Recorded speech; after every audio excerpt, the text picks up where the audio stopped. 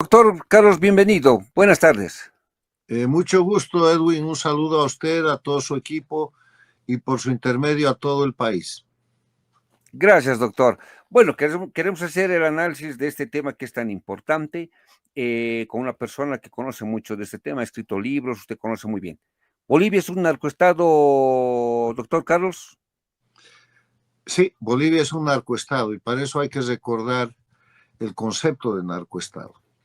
Narcoestado es aquel Ya, país en el cual autoridades del gobierno, en uso de sus potestades gubernamentales, forman parte del sistema del narcotráfico. Esto quiere decir que las autoridades hacen uso de sus capacidades, de sus competencias como gobernantes para realizar o participar en cualquiera de las etapas del narcotráfico. Ahora, recordemos cuáles son algunas de esas etapas del narcotráfico ya, en función de lo que son los acuerdos internacionales, la Convención de Viena sobre el narcotráfico, de lo que son las leyes bolivianas, la ley 1008, que fue modificada por el sistema de Evo Morales y sus cómplices. La primera etapa del narcotráfico es la producción de coca ilegal. En Bolivia hay dos clases de coca. La coca legal, que es la destinada a la culicu, a los usos tradicionales, a la medicina, al uso legal, que está fundamentalmente ubicada en los yungas de La Paz. Y la coca ilegal, que está ubicada en la zona del trópico de Cochabamba, que es la base para producir droga, pasta base de cocaína y después clorhidrato de cocaína. Entonces, el cultivo, el incremento del cultivo, la producción de esa coca ilegal es delito. Y es la primera etapa del narcotráfico. La otra etapa del narcotráfico es la etapa en la cual ese elemento con precursores se transforma en droga, se transforma en pasta base de cocaína. Y para eso se necesitan precursores como el cal, como el diésel, la gasolina. Cuando no tienen cal usan cemento y otra serie donde también se participa en la producción de la droga. Después viene la etapa en la cual convierten la pasta base en clorhidrato y el comercio, la exportación, el tráfico de estupefacientes, el encubrimiento de ese tráfico de estupefacientes, y de ahí viene el lavado del dinero, cómo regresa ese dinero a la producción de droga que se ha realizado, y ahí hay cuestiones financieras, equipos y una cantidad de cosas. El negocio del narcotráfico tiene una larguísima cadena y en Bolivia, Bolivia es un narcoestado desde que Evo Morales llega al poder y, impulsa la producción de más coca ilegal,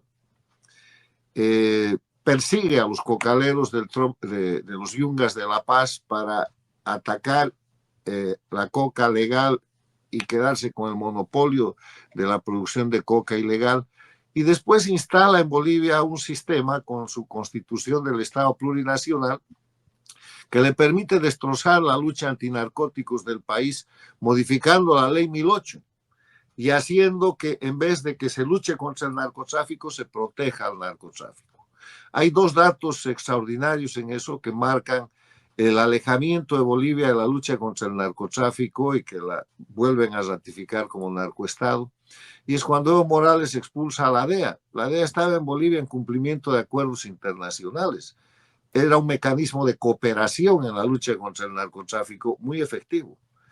Y además de expulsar a la DEA, lo que hace es decir que se separa de la lucha internacional antinarcóticos y que lo va a hacer localmente. Y el resultado es lo que ha descrito su colega Itzel al empezar el programa. Los jefes antinarcóticos se vuelven encubridores del narcotráfico. Desde Evo Morales como jefe de Estado en todos los diferentes niveles, se vuelven participantes de esa larga cadena del narcotráfico, y eso es lo que caracteriza el narcoestado boliviano, que además se vuelve encubridor de narcotraficantes. Hay algo que no se ha dicho aquí, y es que, por ejemplo, el hijo del Chapo Guzmán, el famoso narco mexicano, se accidentó en Santa Cruz pasando clases de pilotaje civil cuando era un personaje buscado por la justicia internacional por narcotráfico. hace poco tiempo, el año pasado o el anteaño pasado, un ciudadano uruguayo que vivía en Santa Cruz, que tenía un equipo de fútbol que era relacionado con la gente del gobierno, fue señalado internacionalmente como narcotraficante y el gobierno, en vez de capturarlo, más bien parece que lo ayudó a escapar. Últimamente tenemos el señalamiento de que vive en Santa Cruz el segundo hombre más importante del primer comando de la capital, que es el grupo narcotraficante y criminal más importante del Brasil. La prensa brasileña ha publicado fotos de su casa, se dice que es 10 años que está en Bolivia. O sea, Bolivia, además de tener un gobierno que participa del tema del narcotráfico, que hace leyes para ayudar al narcotráfico, que persigue a los luchadores contra el narcotráfico, protege narcotraficantes internacionales y eso ha puesto a Bolivia en una situación muy delicada que este año se acaba de expresar con lo que se llama la desertificación que hace el gobierno norteamericano. Bolivia está desertificada. ¿Qué quiere decir? Que no lucha contra el narcotráfico y ese es el certificado de narcoestado que trae consecuencias económicas gravísimas porque, entre otras cosas, el país queda inelegible en los organismos multilaterales económicos. No solamente afecta el tema de la lucha antinarcóticos, sino que Bolivia, junto con otros países, pasa a formar parte de esos estados que están bajo control de grupos criminales que son parte del narcotráfico y de otra cadena de delitos. Doctor Carlos, cuando ¿usted cómo analiza los últimos, bueno, vamos a llamar las últimas, no es descubrimiento, ¿no? Pero las últimas detenciones, por ejemplo, hablamos del ex SAR antidrogas del señor Felipe Cáceres, hablamos de la detención de Elba Teherán, que ya, como usted dijo con precisión, desde que ingresa Evo Morales, empieza lo que es el narcoestado, ¿no?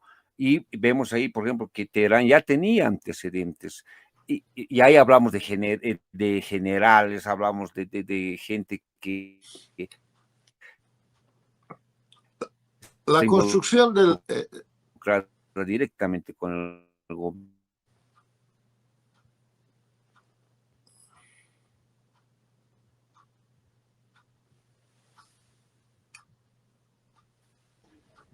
Puede continuar, doctor Carlos. Bueno, le decía que la construcción del narcoestado boliviano en verdad comienza con el golpe de Estado de octubre del 2003. Si usted se acuerda, al día siguiente del golpe de Estado, ya con Carlos Mesa de presidente, suben al alto los golpistas y firman la agenda de octubre.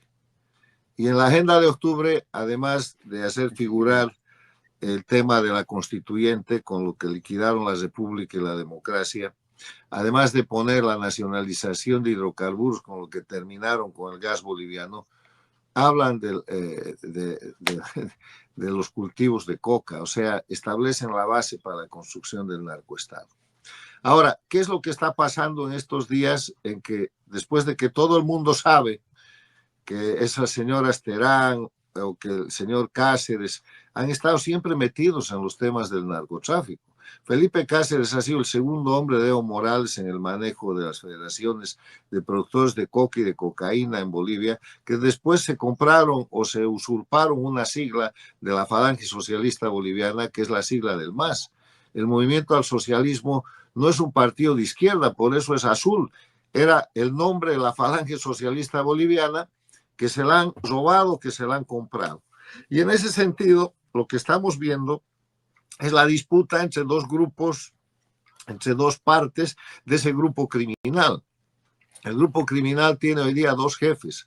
Uno de los jefes es Evo Morales, que puso de jefe de Estado a Luis Arce, que maneja todavía el poder. Y en el manejo de ese poder, seguramente para hacer algunos puntos en el tema de la lucha antinarcóticos, ha decidido que parte de la lucha antinarcóticos funcione llevándose presos a la gente de Evo Morales.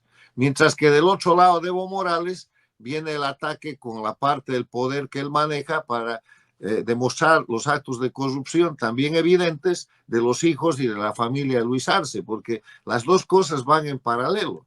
O sea, este es un destape donde se están poniendo en evidencia crímenes que son evidentes, que son reales, de narcotráfico, de corrupción de uno y otro lado, por efecto de la terminación de este periodo dictatorial que puede muy bien concluir cuando se elija el próximo presidente de Bolivia en la segunda vuelta el 19 de octubre, para lo que hay una gran esperanza. Pero mientras tanto, la guerra entre los grupos criminales que forman la dictadura de Bolivia, que controlan el Estado, es lo que presenta los resultados que estamos viendo en la prensa.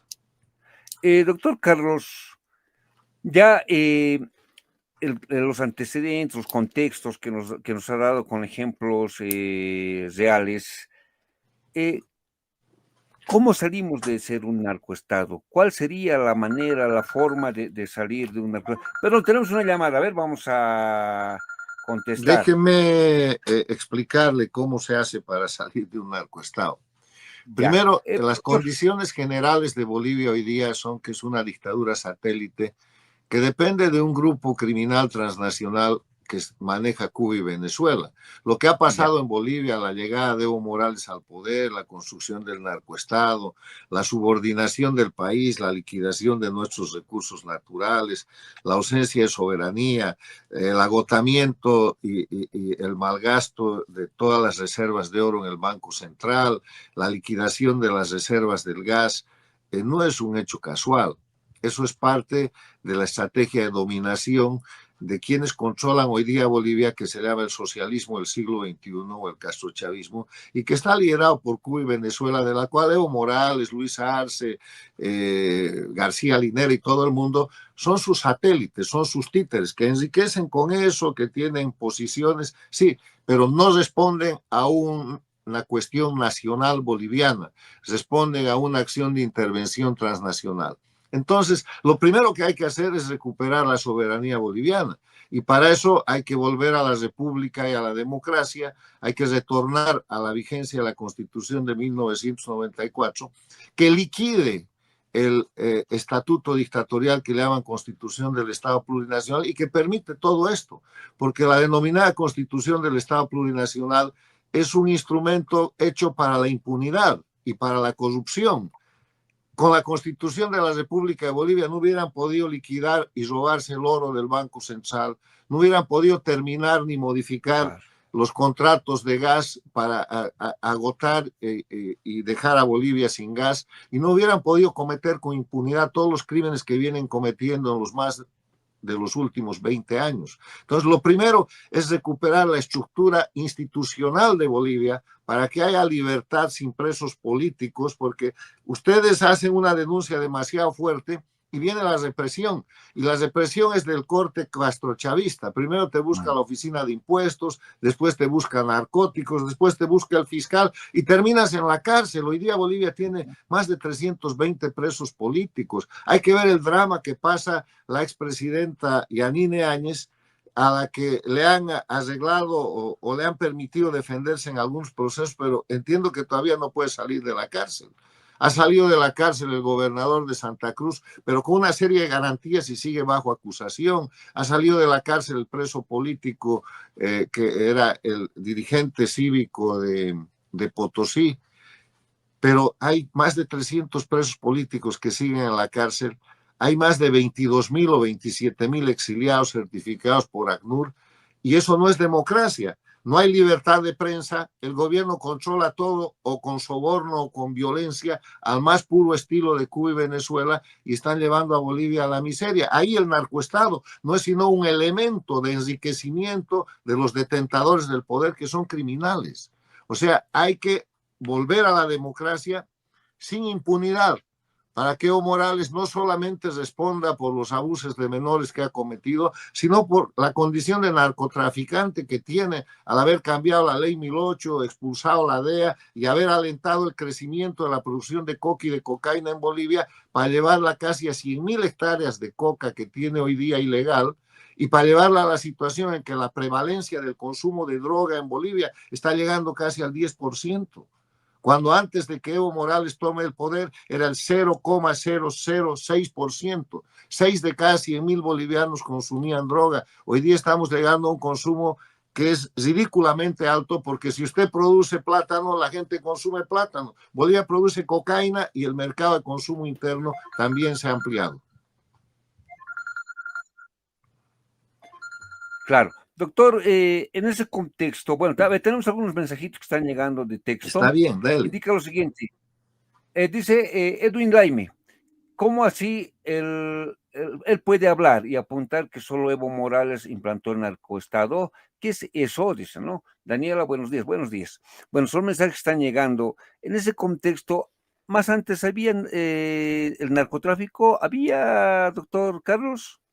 Mire, nosotros en los gobiernos democráticos tuvimos un gran éxito en la lucha contra el narcotráfico. Cuando recibimos el gobierno con el presidente Sánchez Lozada el año 93, Bolivia tenía cerca de 60.000 hectáreas de coca. El gobierno anterior estaba señalado como narcovinculado y había una situación muy grave de presencia del narcotráfico. Evo Morales controlaba toda la zona del trópico de Cochabamba como zona roja donde no entraba ninguna autoridad.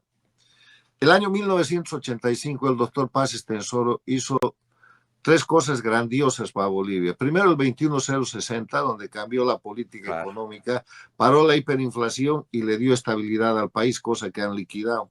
Segundo, hizo la ley 1008, que era la lucha antinarcóticos, porque Bolivia venía de ser un narcoestado penetrado por narcotraficantes como Suárez Gómez, que estaba incluso asociado con Fidel Castro, el primer narcoestado de la región, y con el narcotraficante colombiano de fama mundial. Entonces, en ese escenario, el año 93 empieza en Bolivia una seria lucha contra el narcotráfico, que se convierte y se recupera como política de Estado. ¿Qué quiere decir política de Estado? Quiere decir que no importa el partido político que tome el poder, esa política va a seguir. Y recuperamos el control del trópico de Cochabamba. Fundamos la 9ª División del Ejército de Bolivia para dar seguridad. Se estableció la base de Chimoré, que después Evo Morales, al expulsar a la DEA, convirtió en su cuartel general, y se bajaron hasta el año 2003, hasta la fecha del golpe de Estado, simplemente a 3.000 hectáreas de coca ilegal. El gobierno del general Banzer fue muy eficiente en la erradicación de coca. Él vino como presidente del 97 en adelante y continuó la política de Estado, porque Bolivia no quería tener la condición de presencia del narcotráfico. ¿Y cómo se hizo eso? Con una política de 4 pilares. Prevención, o sea, hay que educar y hay que enseñar a la gente que el consumo de droga daña. Erradicación, que es quitar la coca ilegal. Interdicción, que es perseguir a los narcotraficantes con justicia. Y desarrollo alternativo, que es darle a los excultivadores de coca ilegal mecanismos para que puedan producir y puedan vivir. Y en el Chapare hicimos cosas extraordinarias. Producción de té, producción de banana, se exportaba. Producción de leche, ganado, cardamomo, macadamia, goma, piña. Bolivia exportaba piña. Y además construimos industrias en torno a eso, donde los campesinos del Chapare eran los dueños. La fábrica de té Chapare, que todavía existe, eso fue una cooperación del gobierno boliviano con AID de Estados Unidos, y después se las regalamos a los campesinos del Chapare que hicieron su cooperativa. Lo mismo que la fábrica de quesos y el sistema de lechería que se puso ahí, todo lo han destrozado.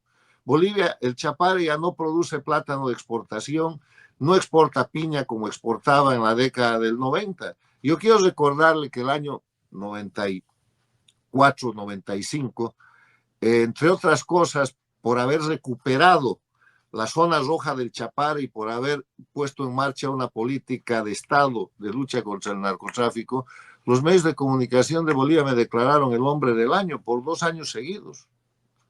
Porque la lucha contra el narcotráfico fue en serio.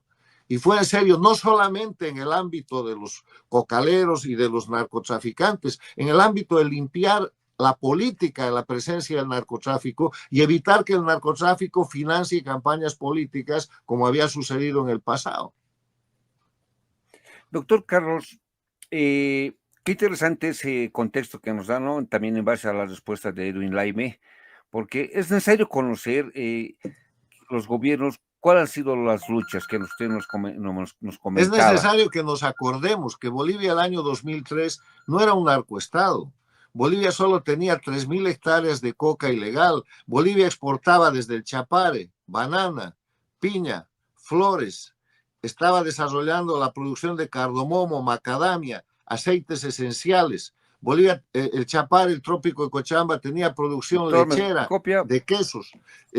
Era una zona de desarrollo alternativo totalmente diferente a lo que han vuelto a ser como zona roja y centro del narcotráfico. Claro, claro. Es solo hay Doctor que Carlos, acordarse y mirar, eso está ahí. tenemos problemas en las redes, lastimosamente eso nos... Bueno, pero ese es el tema. Bolivia es un narcoestado y para terminar, la manera de recuperar es esperar que quien sea electo presidente vaya por el camino de recuperar, de retornar, de restituir en Bolivia la democracia y la constitución de la República de 1994. Ese es el camino, Doctor, porque si no van a caer en manos del narcoestado que los va a consumir.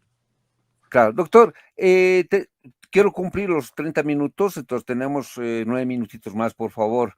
Bueno, yo pensé que se había acabado, como era de 11 a No, 11 y no, no, no, media. no, tenemos que cumplir ese tiempito y Dele, por estoy a sus también. órdenes. Doctor, ya viendo el tema del narcoestado y las actuales elecciones, ¿cuál sería el tema perdón, cuál sería la situación bueno, nos ha explicado de salir del tema del narcoestado, pero lastimosamente entre estos dos partidos políticos, hablamos de los candidatos presidenciales, existe cierta, bueno, posesión de la sociedad, ¿no? Que indican de que uno es la continuación del más, ¿no? Y de que otro puede ser, o cómo usted lo analiza esa situación, ¿será de que alguno de los partidos puede continuar con lo que era el MAS o alguno pueden llegar a salvar? O sea, me refiero a los candidatos presidenciales. Mire, yo creo que lo que se ha desatado en Bolivia, lamentablemente, para esta segunda vuelta electoral, es una intensa guerra sucia. Y en vez de decir lo que Ya, van a hacer, están diciendo quién está más cerca de Evo Morales, quién está más cerca de la corrupción, quién está más cerca de la dictadura. Y yo creo que hay que reorientar, todavía es tiempo de reorientar el rumbo de esta segunda vuelta, porque más importante que quién, si Paz o Quiroga, es qué le proponen al país. ¿Quién le propone al país llevarlo al rumbo de la república, de la recuperación de la democracia, claro. de la restitución de la Constitución de 1994, que es la base? ¿Quién le propone al país volver a poner en vigencia plenamente la ley 1008? ¿Quién le propone, que es la lucha contra el narcotráfico? ¿Quién le propone al país abrogar y dejar sin efecto todos los decretos de amnistía que se han firmado desde el año 2003? Porque amnistía quiere decir perdón, y no se perdona a los inocentes, se perdona a los delincuentes. Exacto. ¿Quién le propone al país transparentar a partir de eso un sistema, el sistema democrático, que permita restablecer la libertad plena en Bolivia sin impunidad? O sea, no estamos hablando de quién, sino estamos hablando de qué va a ser ese quién. Ahora, yo le digo, hay dos caminos solamente. ¿Cuáles El son? camino que lamentablemente siguió en su año de interinato la señora Yanine Áñez, que se quedó con la estructura de la dictadura, se quedó con la constitución de la dictadura que le permitía reelegirse, se quedó con las leyes de la dictadura, con los jueces de la dictadura, con la Corte Suprema de la dictadura, con toda la dictadura. Al principio la reconocieron como le habían ofrecido la gente, y ella sabe quién le ofreció eso. Es la misma gente que ahora está en Claro. campaña electoral. Ojalá la señora Áñez dijera quién la ayudó a que el Tribunal Constitucional Plurinacional la reconozca como presidenta. El mismo tribunal que después la desconoció y la mandaron a la cárcel. O sea, ese es el camino más fácil, pero es el camino de la desgracia, es el camino del continuismo. Y el otro camino es el camino del cambio. Y el camino del cambio tiene un solo ejemplo en las Américas, y es el gobierno del expresidente Lenín Moreno en el Ecuador. Lenín Moreno llegó a la presidencia del Ecuador como hombre de Correa, de la dictadura. Pero se dio cuenta que eso no era una democracia, había presos políticos, había exiliados, había encubrimiento al crimen y decidió dar la vuelta. Y dio la vuelta y restituyó la democracia. ¿Cómo la restituyó? Con jueces imparciales, con lucha contra el narcotráfico, llamó de nuevo a los convenios internacionales porque la DEA también había sido expulsada por Correa. Sí, esa es una característica. Empezó a eliminar el narcoestado y le dieron varios golpes de Estado, siendo el más notable el de octubre del año 2019, en el que Moreno tuvo que trasladar la sede de gobierno de Quito a Guayaquil. Pero ahí hay un ejemplo de cómo se vuelve de una situación de dictadura cuando se tiene el poder a una situación de democracia. Hoy día el Ecuador sigue todavía luchando contra el aparato del crimen organizado que tiene presencia en la estructura institucional del Ecuador. Hay jueces, hay diputados, hay congresistas, hay gente en el poder institucional que todavía responde a lo que llaman el correísmo, que es el crimen organizado. Pero están saliendo de eso con gran entereza. Bolivia tiene que recorrer un camino en el cual escoja el próximo presidente, no importa quién sea, el continuismo o el cambio. Y el cambio quiere decir el retorno a la libertad y la democracia. Eso es todo. Ahora, a mí me parece, por lo que veo en las noticias y todo, que la discusión de la segunda vuelta electoral es una discusión que no ayuda al pueblo boliviano porque nadie está tocando los temas de fondo, incluso cuando hablan de asuntos económicos. ¿Cómo van a resolver la crisis económica si no restituyen la institucionalidad que les permita saber cuánto debe Bolivia? Nadie sabe lo que Bolivia debe, porque todas las cifras que maneja el régimen son cifras falsificadas. Se estima que Bolivia debe el equivalente a su Producto Interno Bruto, 40.000 millones de dólares. Y la deuda interna de la plata que se están robando de los fondos de pensiones, de los fondos individuales de los jubilados y de los trabajadores activos de Bolivia a través de la empresa esta estatal que han creado para precisamente sacar plata de ahí y manejarla con un sistema bancario que es cómplice de todo eso. Entonces, la situación es gravísima y los desafíos para el próximo presidente son muy grandes y si el próximo presidente decide afrontar la solución de esos problemas por un sistema gradualista y continuista, va a fracasar. Lo único que puede hacer es un sistema de cambio y de shock, porque Bolivia está en una situación de estado de coma, para ponerlo en figura médica. Y cuando un paciente está en estado de coma, hay que intervenir drástica, rápida y profundamente para recuperar la salud. Exacto. Doctor, el próximo gobierno sí o sí tendría que traer la ayuda, colaboración externa, por ejemplo, de Estados Unidos, de la Unión Europea, porque, mire, la Unión Europea, bueno, en Francia había un ex inspector que estaba en Bolivia, decía, sí, podemos colaborar nosotros en el tema de erradicación del narcotráfico y otras instituciones, ¿no? Como la DEA y demás. Sí o sí tendrían que estar. Edwin, la lucha contra el narcotráfico es un esfuerzo mundial, porque el narcotráfico es un crimen transnacional de lesa humanidad. Ataca a todos. Ese discurso de que los consumidores son los culpables del narcotráfico es un discurso de coartada de justificación de los productores de droga. O sea, afecta a todo el mundo y la lucha contra el narcotráfico es internacional, es global. Cuando Bolivia decida luchar de nuevo en serio contra el narcotráfico, tiene que retornar a los convenios internacionales. Y eso quiere decir la Unión Europea, la DEA, la cooperación de los servicios de inteligencia más importantes del mundo, porque los narcotraficantes tienen mucho dinero, tienen alta tecnología, tienen un sistema globalizado que no se puede atacar desde un país individualmente considerado, y por eso hay convenciones. La Convención de Viena sobre el tema de la droga y los estupefacientes, la Convención de Palermo contra la delincuencia organizada transnacional, las convenciones, los acuerdos multilaterales y bilaterales de cooperación en materia antinarcóticos y contra el crimen, porque el delito del narcotráfico no transita solo, no es un hecho aislado. Con el narcotráfico están los asesinatos, el terrorismo, el crimen común, la trata de personas, la migración forzada y la toma del poder por la violencia para organizar narcoestados. O sea, el narcotráfico financia campañas electorales, el narcotráfico mata. De nuevo un ejemplo del Ecuador. Estaba ganando una elección presidencial el dirigente y periodista Fernando Villavicencio y lo han matado. Sí, Y hoy día que se investiga en serio quiénes son los autores intelectuales, todo apunta a Venezuela, a Cuba, al mecanismo del cartel de los soles, que no es otra cosa que las dictaduras de Cuba y Venezuela que controlan Bolivia.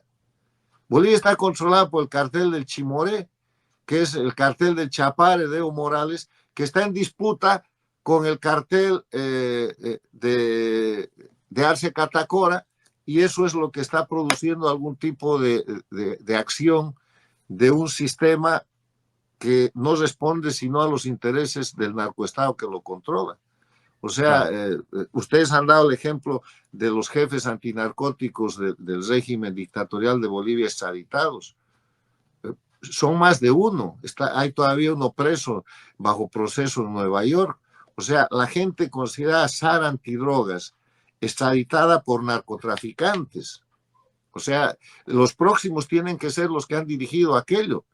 Evo Morales, su equipo de gobierno, que han organizado deliberadamente a Bolivia como un narcoestado para favorecer y hacer crecer la producción de coca y de cocaína.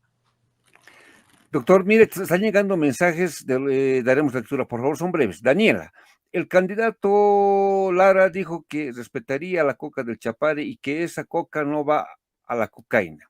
A ver, después dice Turco David Fernández. Si votan por los dos delincuentes de Rodrigo y Lara, entonces merecen ser una Cuba o Venezuela. Pronto van a tener una tarjeta alimenticia como en Cuba o Venezuela. Luego no estén llorando. Bueno, son mensajes que llegan. Doctor, mire, ya para cerrar el conversatorio, ¿cuáles serían sus palabras de reflexión a nuestra población, ¿no? Porque a veces están confundidos por muchos factores, ¿no? Como ser el desconocimiento, la inocencia a veces, o la creación de medios de imaginarios, creación por los medios de comunicación. Entonces la gente no sabe a cuál lado ir. Es una balanza muy fuerte. Bueno, hay que mirar nomás la realidad objetiva. Bolivia hoy día es un país en crisis, es un país en ruinas. En Bolivia no hay diésel, no hay gasolina. En Bolivia no hay gas. Bolivia era la mayor potencia gasífera del cono sur de Sudamérica el año 2003. En Bolivia no hay libertad, en Bolivia hay miedo. En Bolivia hay presencia internacional y local de la delincuencia organizada. Hay inseguridad muy grande. En Bolivia la economía está destrozada, no hay dólares y la vida, el costo de vida para el ciudadano común es cada vez más caro y va a seguir empeorando. Si miramos las estadísticas, Bolivia ha avanzado en los últimos años en niveles de pobreza que la ubican entre los países en peor situación del continente y está yendo al rumbo de la miseria que hoy día vive en Cuba y Venezuela. Entonces, Bolivia tiene la oportunidad de elegir un presidente en la segunda vuelta, pero en vez de fijarse en quién, fíjense en qué está ofreciendo esa persona, porque no vamos a entrar en la dinámica de la disputa electoral entre ellos, pero el único camino es restituir la República de Bolivia. Pregúntenle a los mayores, los que son jóvenes, cómo era Bolivia en la década del 90. Cómo se luchaba contra el narcotráfico, cómo se vivía, cómo había libertad. Pregúntenles a los periodistas que eran libres de decir lo que querían, cómo no habían presos políticos, cómo se podía disentir sin que venga la amenaza o lo despidan de su trabajo o busquen presionar sobre una persona. Bolivia es hoy día un satélite del socialismo del siglo XXI, que es dictadura pura y dura, dictadura y narcoestado, y hay que salir de eso. Entonces, y la salida no va a ser fácil, porque los grupos criminales permanecen. Los grupos criminales hoy día en Bolivia están enquistados en las instituciones, están enquistados en la justicia, están enquistados en los poderes del Estado, están enquistados en organismos que deberían proteger a la gente, como la educación, por ejemplo. La educación está en manos de la dictadura cubana. Y a nuestros niños, en vez de educarlos, los están adoctrinando. Vayan ustedes y revisen los textos de estudio de primero, segundo, tercero, cuarto básico. ¿Qué hace el Che Guevara y Fidel Castro en esos textos? Que son criminales transnacionales que están siendo inculcados a nuestros niños como si fueran prohombres, haciendo desaparecer toda la tradición de lo que es la nación boliviana, que ha sido destrozada y suplantada por un proyecto transnacional castrochavista. O sea, hay que cambiar y ahí viene una ventana de esperanza. Ojalá el presidente que sea electo por los bolivianos tenga la visión de apartarse del continuismo y de optar por el cambio. Y mire un poco el ejemplo del presidente ecuatoriano Lenín Moreno, que es el único que ha sacado a un país en este siglo de las garras de una dictadura del socialismo del siglo XXI. Doctor Carlos, gracias por darnos la información adecuada, ese análisis que lo ha hecho usted. Será hasta un próximo programa. Un fuerte abrazo. Gracias, Edwin. Saludos a usted y a todos su